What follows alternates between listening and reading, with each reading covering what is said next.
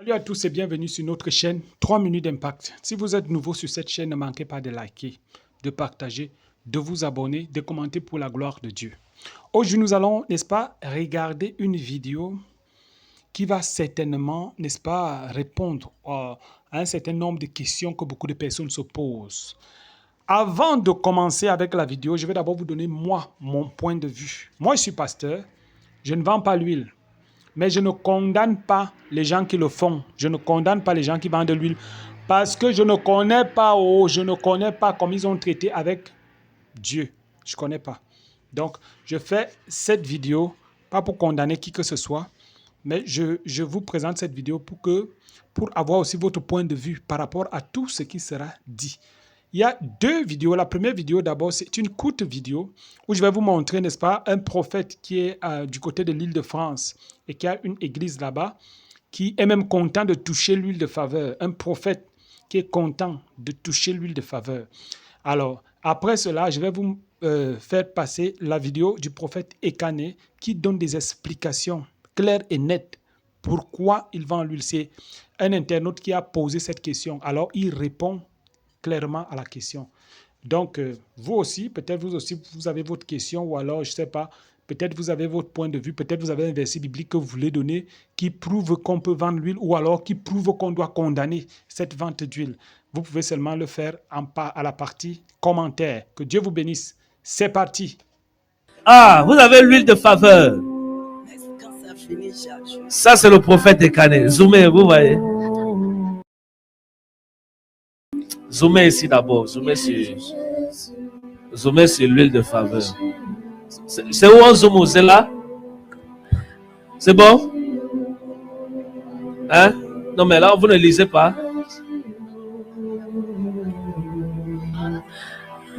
Ah, c'est l'huile de faveur. C'est la première fois qu'il voit ça. Moi, je suis béni. Tu m'as fait toucher l'huile de faveur. Moi, je suis béni. Moi, je suis béni. Moi, je suis ma béni. Embrasse-moi d'abord. Ça, c'est bien. Que le Seigneur te bénisse. Et en fait, moi, je n'ai jamais touché l'huile de faveur. Moi, j'ai touché l'huile de faveur. Waouh, c'est joli, hein? En plus, avec sa photo. Hein? Tu vois? Là, tu n'as même jamais touché l'huile de faveur. Que Dieu vous bénisse. Salut, moi, je suis trop content. Ça dit, non, mettez-vous debout. Mettez-vous debout. Ne vous inquiétez pas. Mettez-vous debout. Rien ne me rend en joie là maintenant que comme j'ai touché l'huile de faveur. Parce que moi, je voyais seulement la télé. Maintenant, moi, j'ai touché. Je croyais qu'elle allait amener l'huile d'autorité. J'ai dit que mais la femme, c'est la plus l'huile d'autorité. Amen. Écoutez la vidéo du prophète Ekané où lui-même il parle de l'huile de faveur. Parce qu'il y a quelqu'un qui lui a posé la question de savoir pourquoi il vend l'huile à l'église. Ce n'est pas le commerce dans l'église. Alors il a décidé de répondre. Parce que ce jour-là, il avait décidé de répondre à toutes les questions qu'on pourrait lui poser. Alors, sans plus tarder, écoutez attentivement. À tout de suite. Mais quel est le verset qui justifie la vente de l'huile d'onction? Voilà, la vente de l'huile. Mais quel est le verset qui justifie la vente de l'onction comme l'huile de faveur qui coûte 5000? N'est-ce pas le commerce dans le temple? Là, c'est l'apôtre Emmanuel Tina. Et j'ai dit ce matin que je vais répondre à toutes les questions. Est-ce différent que de demander l'argent aux gens à l'église pour prier pour eux? Là, c'est l'apôtre Emmanuel Tina qui a posé la question. Merci pour la question. Et je vais répondre à la question. Et si vous avez toute autre question, s'il vous plaît, posez votre question de façon ouverte. Et je vais aussi répondre de manière ouverte. J'ai fait un don de billets de Western Union. Voilà. Donc l'apôtre, ce qui Tina, demande que pourquoi est-ce qu'on vend l'huile dans les églises? Est-ce que c'est bien? Maintenant, la question, il dit est-ce que c'est biblique? Ce n'est pas biblique de vendre l'huile dans les églises. Comme chez nous, on a l'huile de faveur. Moi, dans tous les cas, il faut que les gens comprennent que la Bible dit que tout ce qui n'est pas le fruit d'une conviction est un péché. Tout ce qu'on fait, qui n'a pas une conviction divine dedans, c'est un péché. Prenons le cas du protocole. Il y a par exemple les hommes de Dieu qui ne croient pas qu'un homme de Dieu doit être escorté. Moi aussi, je ne croyais pas en cela avant, en fait. Et il faut comprendre que la compréhension de certains mystères dans le royaume dépend de la maturité et des accessibilités et selon les biais d'accréditation que Dieu vous donne sur le plan spirituel. Il y a des choses que je condamnais hier, mais aujourd'hui je comprends que ceux qui faisaient ces choses en réalité n'étaient pas des faux serviteurs de Dieu. comme l'huile de faveur qui est vendue dans notre ministère. Nous ne faisons rien en cachette. Mais il faut que les gens comprennent une chose. Ce n'est pas parce qu'une chose n'est pas écrite dans la Bible qu'en faisant cette chose-là, vous devenez un faux prophète ou bien vous n'êtes plus dans le plan de Dieu. Il faut que les gens soient matures, vous voyez. Soyons matures. Et je vais expliquer une ou deux choses. Vous allez comprendre pourquoi j'ai dit cela. Vendre l'huile de faveur dans l'église ne fait pas de nous un faux prophète. On verra ce que c'est qu'un faux prophète. Un faux prophète est déterminé par 3 points majeurs. On va revenir là-dessus. Vendre l'huile de faveur ne fait pas de vous un faux homme de Dieu. Non, ce n'est pas un faux homme de Dieu. Parce que l'huile de faveur n'est pas un don de Dieu. La Bible dit, vous avez reçu gratuitement, donné gratuitement. Lorsqu'il parlait de cela, il ne parlait pas de l'huile. Non, il parle des dons du Saint-Esprit. C'est-à-dire que pour guérir un malade, on dit que si tu ne payes pas l'argent, on ne prie pas sur toi. Bien pour prophétiser, si tu ne payes pas, on ne prophétise pas sur toi. Donc ça, c'est vendre des dons. La Bible parle de la vente des dons spirituels. Il ne parle pas de l'huile dans tous les cas. Maintenant, il faut que je vous montre quelque chose. Apôtre, c'est apôtre Kitina. Votre question est pertinente. Et je vous donnerai aussi une réponse pertinente. Est-ce que la Bible a permis de vendre la Bible? Qui a la Bible? Nous achetons les Bibles. Tu as une Bible là? Viens avec la Bible, rapidement. Nous avons les Bibles dans nos églises. La Bible Thompson, la Bible Louis II. Il y a la Bible Semeur. Est-ce qu'on doit vendre la parole de Dieu? Avant de parler de l'huile, laissons l'huile d'abord. L'huile, je pense que l'huile c'est moins grave que la vente de la Bible. Il y a des hommes de Dieu qui vivent de la vente de la Bible. Est-ce que la Bible, qui est la parole de Dieu, devrait être vendue? C'est la question que je pose. Est-ce que ce n'est pas vendre les choses spirituelles? Parce que la Bible, c'est la parole de Dieu, mes amis. C'est ça même le fondement de notre foi. Ce livre qui contient la parole de Dieu. L'huile ne contient pas la parole de Dieu. L'huile est un élément. Un élément de la parole de Dieu. Mais ce n'est pas la parole de Dieu. Mais la Bible, qui est la parole inspirée de Dieu. Pourquoi est-ce qu'on la vend? Parce que si vendre l'huile et vendre la Bible, je pense que le crime le plus grave serait vendre la Bible. Pourquoi nous achetons nos Bibles? Même l'apôtre qui a posé la question, l'apôtre Tina, il a posé la question, mais je crois qu'il a une Bible. Apôtre Tina, je vous pose la question, est-ce que la Bible que vous avez, on vous l'a donnée gratuitement? Lorsque vous enlevez votre argent pour acheter la Bible, pourquoi vous ne vous posez pas la question de savoir pourquoi j'achète la Bible? Est-ce qu'il est écrit dans la Bible qu'on doit vendre la Bible? Pourquoi on vend la Bible? On peut aussi se poser une autre question. Pourquoi il faut vendre les cantiques dans nos églises? Si vous répondez à la question, je réponds à la question de l'huile de faveur. Simplement. Pourquoi est-ce que les cantiques qui sont des chansons inspirées par Dieu, pour la gloire de Dieu et l'édification du croyant, vous achetez les cantiques, on vend les cantiques, vous n'en parlez pas, vous venez parler de l'huile de faveur. Comme pour dire qu'il y a des choses qui sont vendues dans l'église, qui sont plus graves, qui sont plus spirituelles que l'huile, qui affectent directement notre salut que l'huile. Je parle de la Bible elle-même, qui est la parole de Dieu, je parle des cantiques. C'est un problème. Il faudrait que vous posiez aussi ces questions-là. Il faudrait trouver une solution à ce problème. Pourquoi en fait ça se fait? Pourquoi est-ce que nos chants, nos musiciens, écoutez mes amis, vraiment soyons matures. Et avant de poser une question, réfléchissons 7 fois. Et on pose la question. Soyons des chrétiens matures, soyons matures. C'est important d'être mature.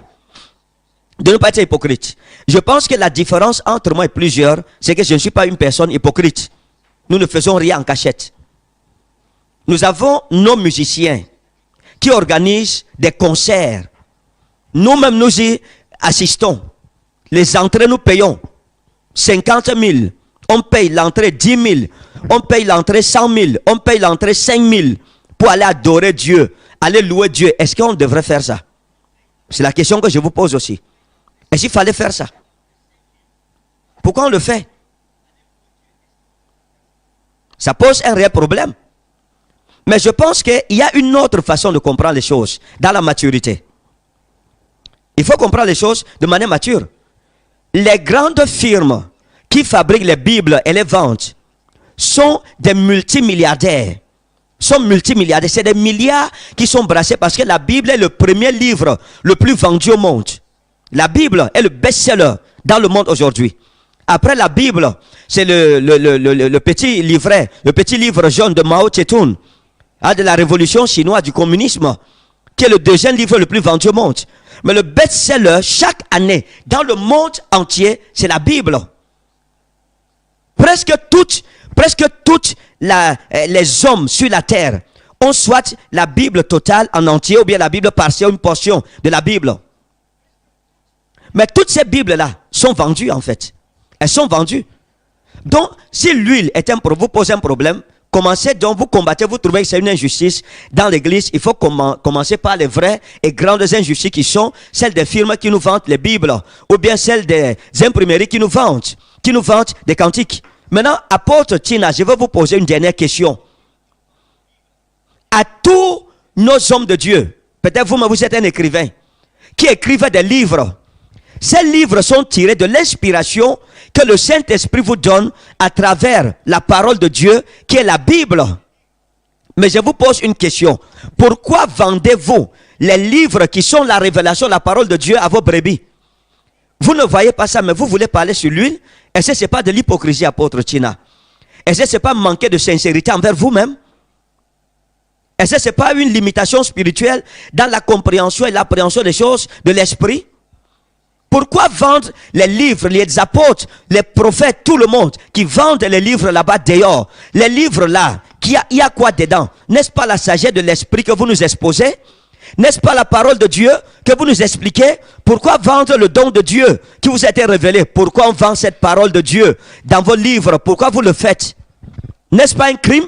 Ce crime n'est-il pas plus condamnable que l'huile qui n'est pas la parole de Dieu, qui est une chose? Donnez-moi la Bible là. Répondez à cette question et je répondrai à la question de l'huile. Voici la Bible. Elle coûte combien? 3500. Celui qui n'a pas 3500 n'a pas droit à la parole là. Il n'a pas droit à ça. N'est-ce pas criminel? N'est-ce pas méchant? Donc ça veut dire que le pauvre n'aura donc pas accès à la parole de Dieu qui est la Bible. Quelle méchanceté donc! Quel manque de cœur, quel manque de sentiment. Donc, ce n'est pas ça le problème. Il n'y a aucun problème à cela. Cette Bible nous est vendue parce que pour la produire, ça coûte très cher. Ce n'est pas qu'on achète la parole de Dieu. On donne une contribution symbolique pour que ceux qui tiennent les grandes imprimeries, ces firmes-là, qui fabriquent la Bible, ne tombent pas en faillite, pour que le monde ne cesse pas de lire la parole de Dieu. Donc, ils ne vendent pas la parole de Dieu. Nous donnons une contribution pour que leur société puisse fonctionner. La même chose pour les cantiques. Nous achetons les cantiques, pas parce que nous achetons l'inspiration qui est dans les cantiques. Nous donnons à ceux qui ont reçu cette inspiration les moyens financiers. Parce qu'on ne peut pas faire ça sans argent. Les moyens financiers pour pouvoir nous apporter encore plus d'inspiration. Lorsqu'un musicien il fait un clip vidéo, il n'a pas de moyens, Dieu lui a donné le don. Et il fait un concert. On doit payer 5 000, 100 000, 200 000 parfois. Pour participer à cela, il fait cela en fonction de ce qu'il dépense. En fonction de ce qu'il dépense pour pouvoir organiser un tel concert.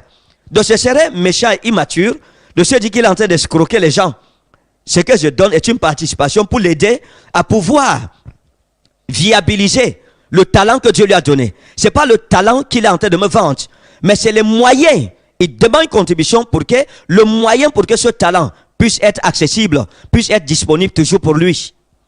La même chose pour les livres. Les imprimeries ne vous imprimeront pas les livres gratuitement, parce que la Bible a dit vous avez reçu gratuitement, donnez aussi gratuitement. Non. Donc si j'achète un livre à 5 000, je ne dois pas considérer que je suis en train d'acheter la révélation qui est dans le livre, parce que la parole de Dieu n'a pas de prix, mes amis. C'est une contribution. La même chose pour l'huile de faveur. Nous n'avons pas un champ où on produit de l'huile, etc. Nous achetons ces bouteilles, elles viennent de Chine. On commande des stickers, c'est des entreprises, c'est des imprimeries qui font des affiches, les bouteilles, tout cela. Tous ces mélanges-là, c'est de l'argent que ça coûte. Donc nous le faisons en toute bonne conscience devant le Père des esprits des prophètes. Donc,